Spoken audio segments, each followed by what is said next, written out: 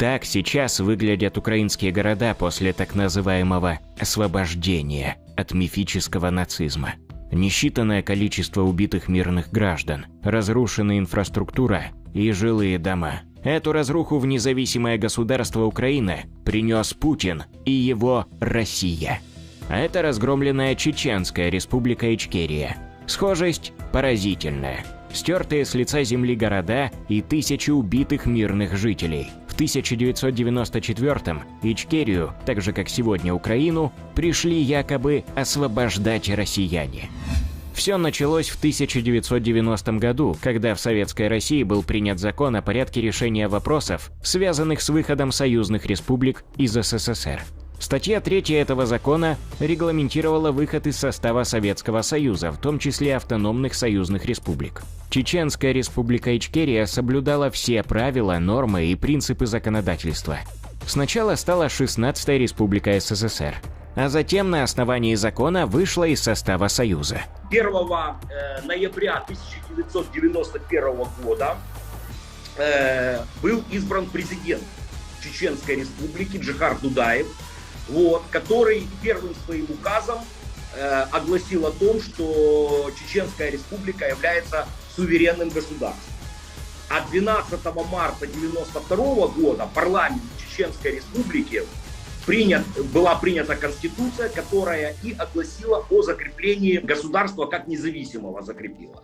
И тогда в тот момент, кстати говоря, первая Грузия признала Чеченскую республику, затем Афганистан признал Чеченскую республику, но понятное дело, что в России был хаос тогда, после распада Советского Союза, достаточно серьезные проблемы были, был беспредел в государстве, да, но чуть-чуть позже, где-то к 93-му, к началу 94-го года начались определенные недовольства в политических и силовых элитах Российской Федерации, которые регламентировали тот момент, что не может, надо как-то решать чеченский вопрос. И тогда 30 ноября 1994 года, после определенных обстоятельств, да, Борис Ельцин издал указ о проведении военной операции, да, на территории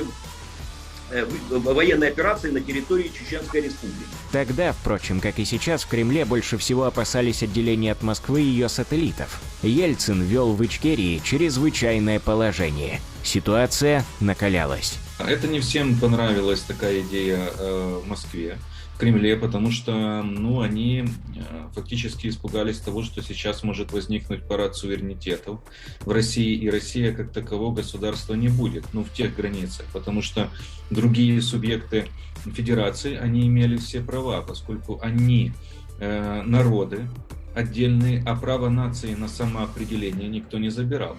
Единственный, наверное, народ на земле, вообще ни во что не верующий, бездуховный, безнравственный и отстал от уровня развития человечества, безнадежно и надолго. Это русские. Джохар Дудаев, первый глава независимой Чеченской республики Ичкерия, предвидел еще тогда все то, что происходит сегодня в Украине. В Крыму еще будет бойня. Украина еще схлестнется с Россией на непримиримых.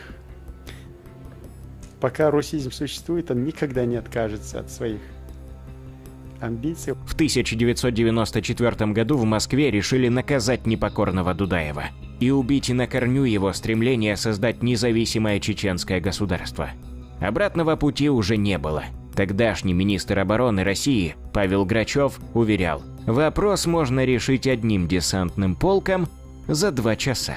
Но что-то пошло не так. Операция с треском провалилась. Знакомо, правда? Канун Дня Российской Конституции отмечен 2 событиями. Улицы городов украшены национальными флагами, а в Чечню сегодня на рассвете введены войска. План был двойной. Первое – это военная операция. Свержение президента Джохара Дудаева. Была создана так называемая антидудаевская оппозиция, из которой был быть выбран один из лидеров. В результате, как считали российские политики, в результате удачной военной операции они должны были поставить свою марионетку, которая, в принципе, легитимным путем все вернет в ту же сторону и вернет Чеченскую республику в лоно Российской Федерации. То есть практически, посмотрите, не меняется риторика тогда и не меняется риторика сегодня российской власти. То же самое. Поводов для вторжения в Ичкерию Россия тогда тоже долго не искала. Работали по старой совковой схеме, которая, очевидно, остается неизменной и по сей день. И одной из причин официального начала военной кампании послужило письмо российской общины одной из деревень на территории Чечни, где они якобы призывали президента России Ельцина защитить их от геноцида со стороны чеченцев. Очень интересный факт. Здесь прямо прослеживаются параллели между тем, что Пушилин, Пасечник, да, по-моему, написали письмо Путину в Кремль, где они тоже призвали как лидеры непризнанных республик вести войска как раз для того, чтобы защитить население от якобы геноцида. То есть прямые параллели, что там, что здесь. Естественно, никакого геноцида русского населения не было и быть не могло. 11 декабря 1994 президент Борис Ельцин подписал указ об обеспечении порядка на территории Чеченской республики. В этот же день 3 российские колонны войск вошли в Ичкерию. Но вместо ожидаемой легкой прогулки армию РФ встретило мощное сопротивление. Это был акт агрессии Российской Федерации на территорию Чечни. И эта война продолжалась с 94 по 96 год. Это была крайне разрушительная война. Это была тяжелейшая война, которая была связана с геноцидом чеченского народа, при которой было уничтожено погибло около 120 тысяч мирного населения, около 200 тысяч было ранено. Практически стерты с лица земли было несколько городов, в том числе и столица Чечни Грозный. Была применена тяжелая артиллерия, были применены авиационные фосфорные вакуумные бомбы. Чеченцы, как маленькая, гордая, сильная нация, они сопротивлялись и очень серьезно сопротивлялись. Российские войска понесли серьезные потери в результате этой первой чеченской войны. Многие участники военной кампании были срочниками и не были готовы к реальным боевым действиям. Потери исчислялись сотнями. Через несколько дней российская армия была вынуждена сменить командование, а вместе с ним тактику. Почти все те же проблемы, которые сейчас есть при вторжении России в Украину полномасштабно. Практически все те же ошибки, на которых Россия не учится. Первое – недооценка соперника, раз. Второе – переоценка своих усилий и использование большого числа солдатов срочной службы, которые надлежащим образом не подготовлены, не мотивированы к ведению боевых действий, у которых отсутствует опыт и навык. Это тоже проблема, которая была. Третье.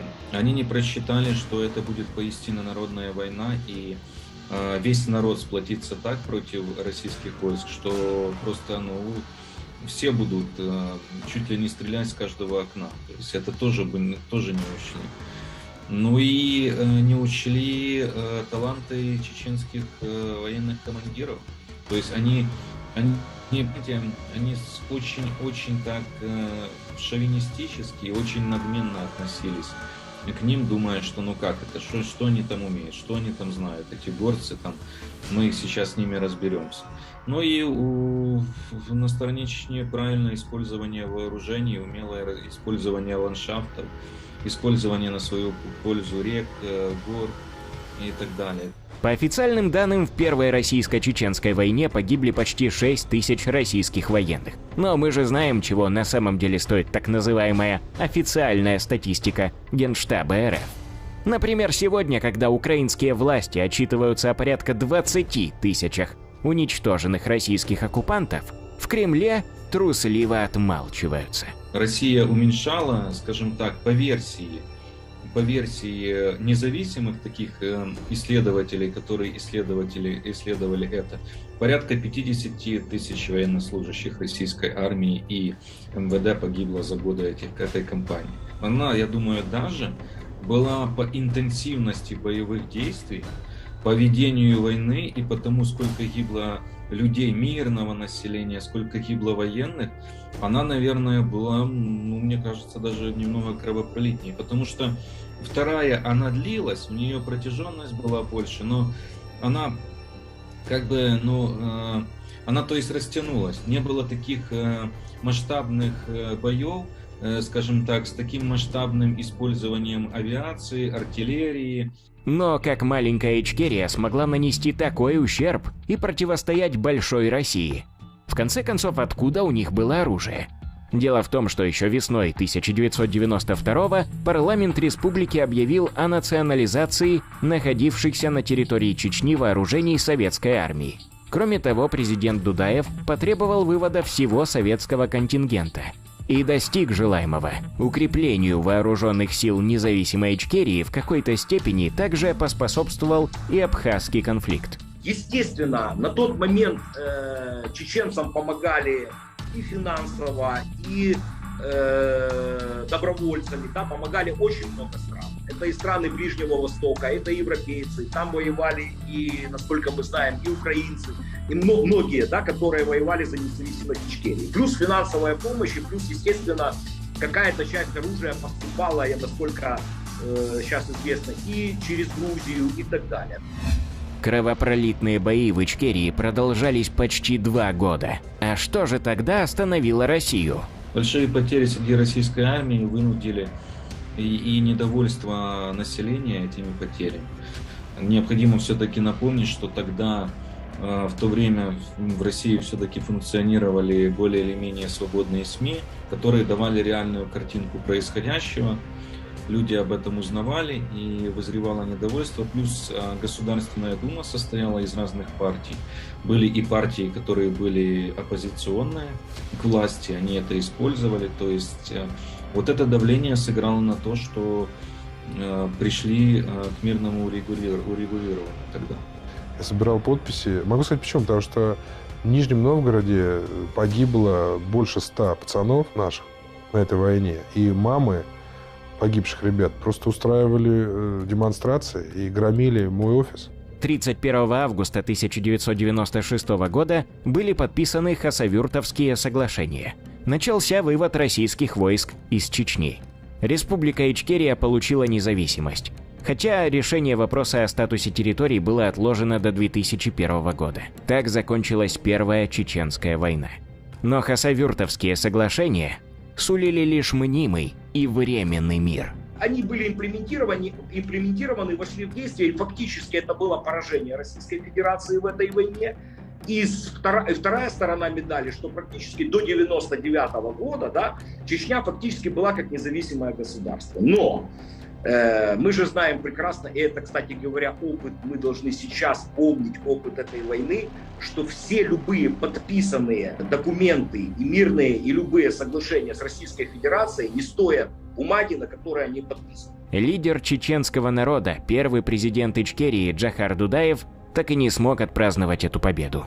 21 апреля 1991 за несколько месяцев до подписания позорных для России Хасавюртовских соглашений, он был убит точечным ракетным ударом российского бомбардировщика Су-24.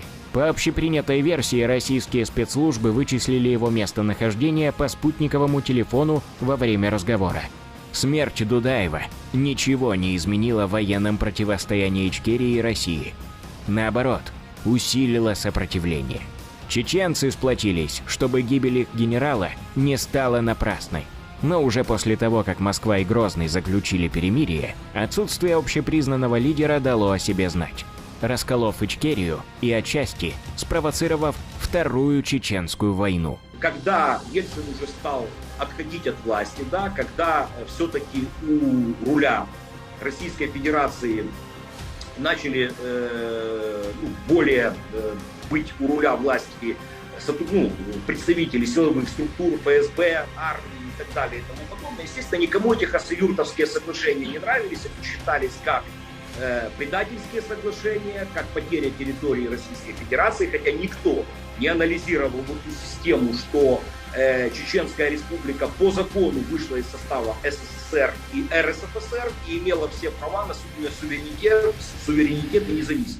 В начале сентября 1999 года в Москве, Буйнакске и Волгодонске в течение нескольких дней произошли теракты. Взорваны жилые дома, в результате чего погибли более 300 человек и еще более 1700 получили ранения. Так называемое официальное расследование, конечно же, нашло якобы кавказский след. Во всем обвинили мифических чеченских экстремистов.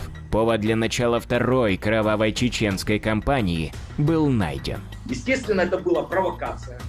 Это была провокация спецслужб. Я уверен, чеченцам невыгодно было это делать ни в коей мере. Они, в принципе, начинали строить свое государство. Да, все было не так просто. Был большой экономический коллапс, потому что практически после Первой Чеченской войны Россия сделала блокаду, и экономическую, и социальную блокаду Чеченской Республики, и фактически им было очень тяжело. Да?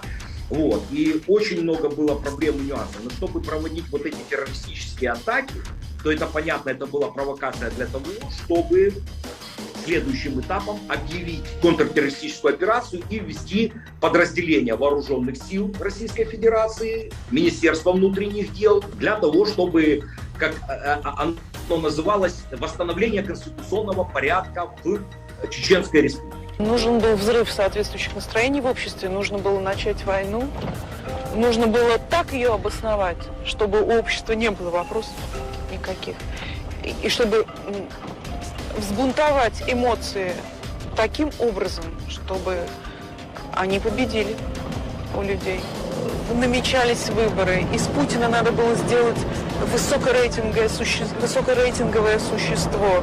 30 сентября 1999 года танковые подразделения российской армии снова вошли на территорию Ичкерии. Этот день и считают началом Второй Чеченской войны, которую Москва назвала контртеррористической операцией на Северном Кавказе. Дежавю? Мною принято решение о проведении специальной военной операции. Весь чеченский народ был вмиг объявлен террористами, как сегодня все украинцы – нацистами. Мы будем преследовать террористов везде. В аэропорту.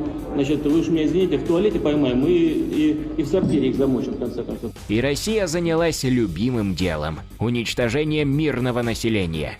Стариков, женщин, детей, насилием и мародерством. То, что там было совершено, это беспрецедентно, это практически геноцид и террор против местного населения. Он схож, очень схож с сегодняшними событиями в Буче, в Ирпене, в Бородянке, в других местах, Мариуполь, практически, видите, параллель. Военные преступления – еще один фактор, который объединяет российско-чеченские и российско-украинскую войны. Массовые убийства гражданских, издевательства, мародерство, изнасилования стали визитной карточкой российских так называемых военных.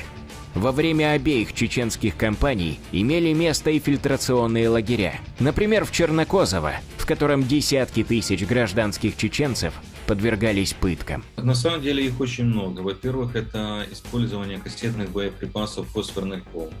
Во-вторых, это ковровые неизбирательные бомбардировки мирных городов и сел. В-третьих, это фактически все признаки геноцида чеченского народа, которые использовались по, во-первых, пытки, во-вторых, это убийство мирного населения, скажем, в-третьих, это уничтожение практически некоторых сел, которые были, расстрелы и казни среди мирного населения, тоже что происходило, в том числе и военнопленных также. То есть там масса, на самом деле, преступлений было, есть даже издательство, если, вот я сейчас не припоминаю, 2000-х годов, там описаны эти преступления, но где-то в 2-3 томах издано как раз Советом Европы, ОБСЕ о преступлениях 2 чеченских компаний.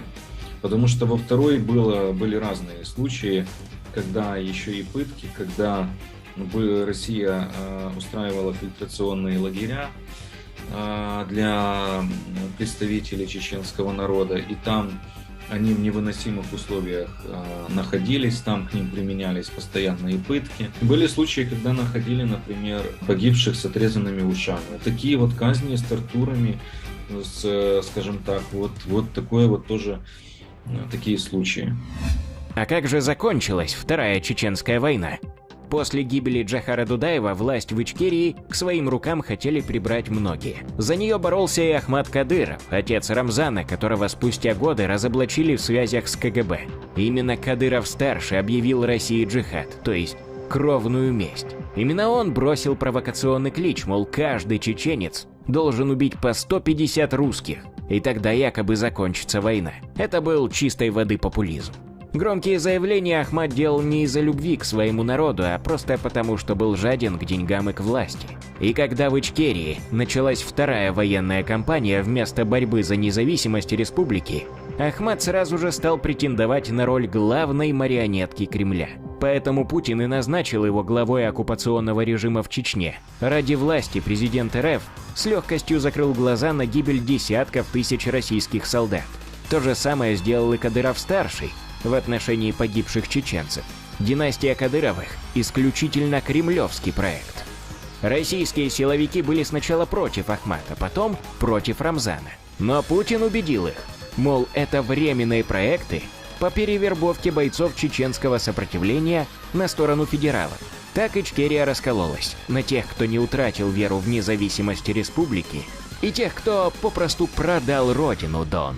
Сегодня чеченские воины, которые не забыли преступления России в Ичкерии, чтят Дудаева и презирают предателей Кадыровых.